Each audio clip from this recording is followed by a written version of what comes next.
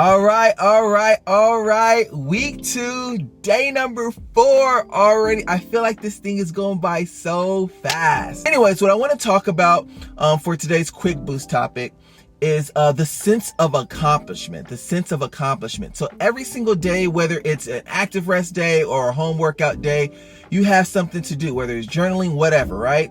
And so I want to get you guys in the mindset of that sense of accomplishment feeling that I checked something off for today. I checked my fitness, my fitness thing for today off of my list, and now I can go about my day. Or if you do it at the end of the day, then you can at least say, hey, right before bed, I took care of the last thing, the hardest thing, my exercise for the day, and I feel great.